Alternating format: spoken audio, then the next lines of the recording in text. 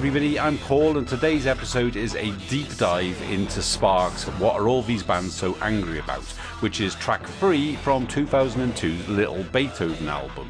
It's a song that pokes fun at the angry bands of the day, and in doing so, it gives us this fascinating insight into where Sparks saw themselves as a band at the turn of the millennium. So let's take a look at what angry bands, along with Beethoven, Coltrane and Lady Day, tell us about Sparks. Hey everybody, what do you say? Someone's stolen our spotlight ray. Hey everybody, what do you say? What are all these bands so angry about? So let's look at the premise that the music industry at this time was full of angry music. Well, punk had gone from a small niche DIY genre to be in this multi-million-dollar industry with the likes of Green Day, The Offspring and Blink-182. Then, Limp Bizkit, Korn and Slipknot were breaking through with nu metal, a genre also defined by its aggressive attitude. Even in the electronic world, the biggest act was The Prodigy, who had that same edge as their rock contemporaries. So these are the bands that have stolen Sparks' spotlights. Hey everybody, what do you know? Something's stolen our thunder, Joe. Hey everybody, what do you know? What are all these bands so angry about?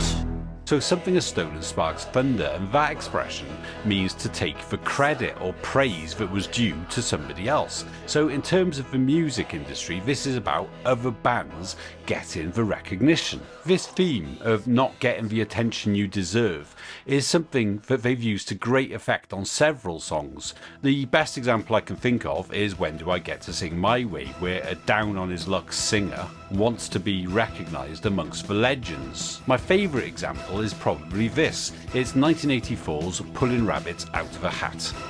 I'll make a pauper a king. I'll turn your water to wine. These things are easy for me. How come I can't change your mind? Pulling rabbits out of a hat. Pulling rabbits out of a hat. All I get is polite applause. Applause, applause, applause, applause, applause. Now there are a few ways of interpreting that song, but the funniest by far, in my opinion, is that it's Sparks bemoaning their lack of success and recognition. The character can do the impossible. He can make a pauper a king and turn water to wine. And Sparks are comparing these miracles to what they do with songwriting. They're a band that seem to achieve the impossible time and time again, yet they can't make the audience understand. So all they get is polite applause. It's like the way people appreciate Sparks' music, but Sparks know they deserve to be treated as one of the greats. Some might have done it, but not today. Beethoven, Coltrane or Lady Day. Some might have done it, but not today. What with all these things besieging us now? So now we get to the crux of it, because these are the artists that Sparks see as their equals. Beethoven, Coltrane, Lady Day. It's that same pursuit of greatness that we saw not only on Pulling Rabbits Out of a Hat and When Do I Get to Sing My Way, but on the song just before this, on How Do I Get to Carnegie Hall, where the pianist is striving to make it to the absolute top.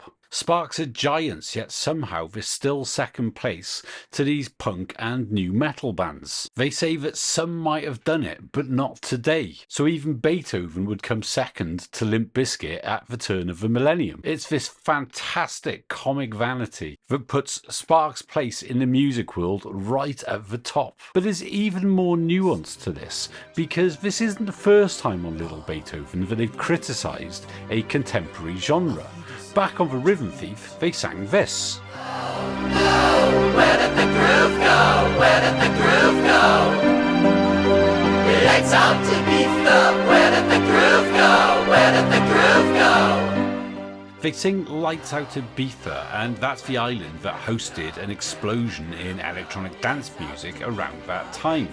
And this can be waving goodbye to the previous genre the Sparks were working in because they made dance music throughout the 90s, but it can also be seen as closing the door on taking that route creatively.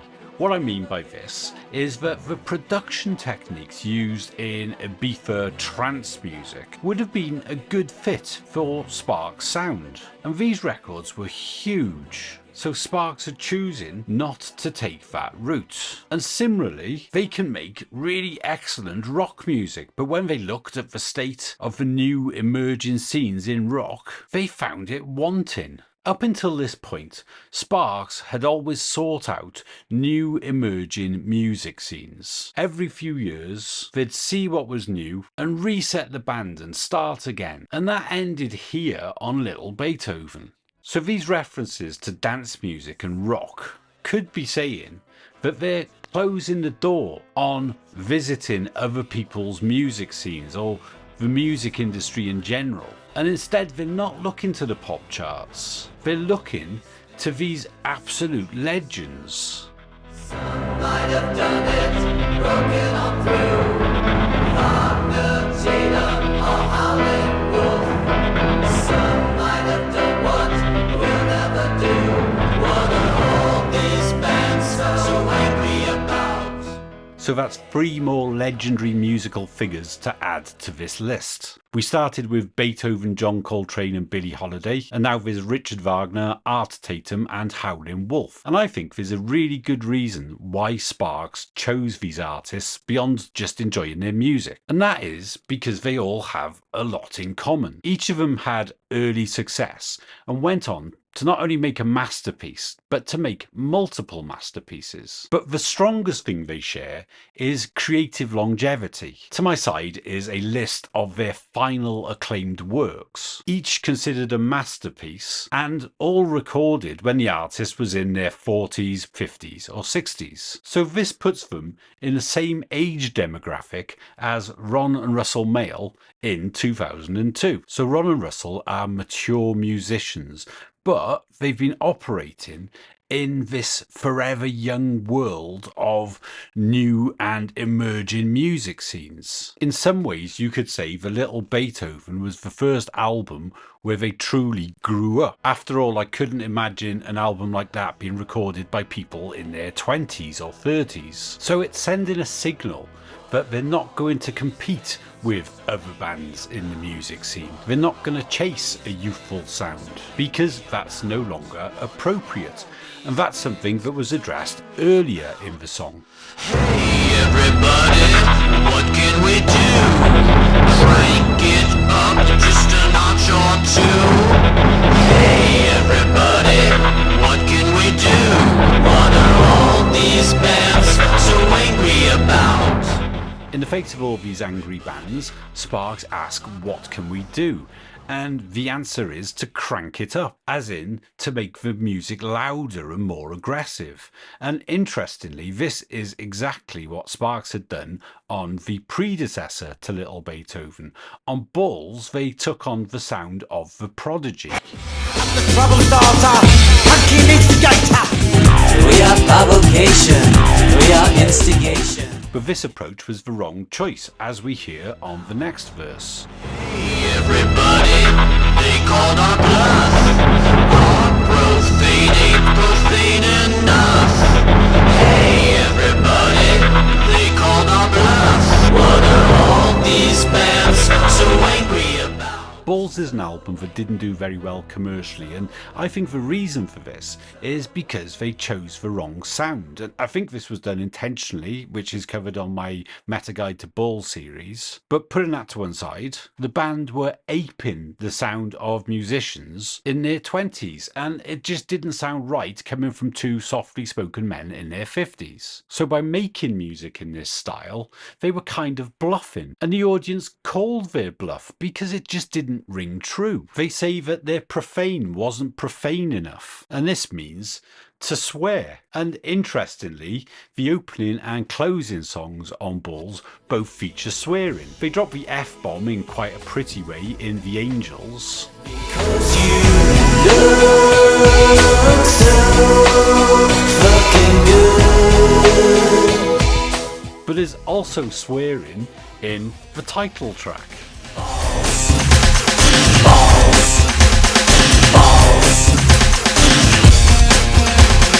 And Balls is one of the mildest swear words out there.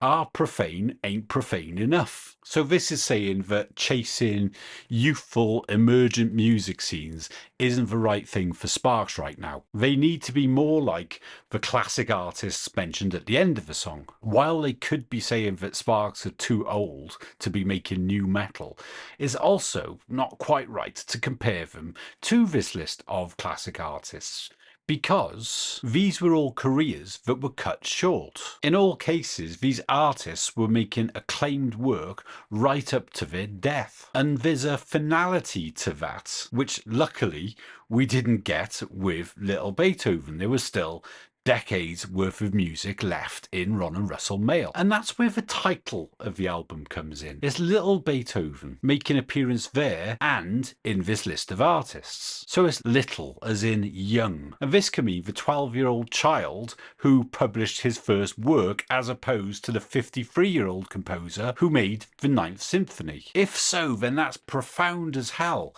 because it's Sparks saying that they still have decades worth of music left in them. And that might seem impossible. How could the brothers possibly know that there's more to come? Consider this explanation. What if the band are setting themselves these incredibly audacious goals and using that to fuel their own creativity? That's the subject of the song that preceded this. We have a concert pianist who practices like hell in order to play Carnegie Hall. But having played the great venue, the song ends with him still practicing. So not only is he one of the greats like Beethoven, Coltrane or Lady Day, but he's also still on a creative streak, just like these artists. I've made quite a few episodes of Metasparks now, and there's a recurring theme of lyrics that seem to point to where Sparks were due to head next. I've talked about Indiscreet, signalling the move away from England that would come with Big Beat. And on my Gratsax and Balls videos, I offer theories about their plans to make Little Beethoven. So Sparks are a band who work to these distant targets. So if age really is a factor in this song, then by casting themselves as Little Beethoven, then this is setting the most audacious goal yet for Sparks. So here's quite a profound thought.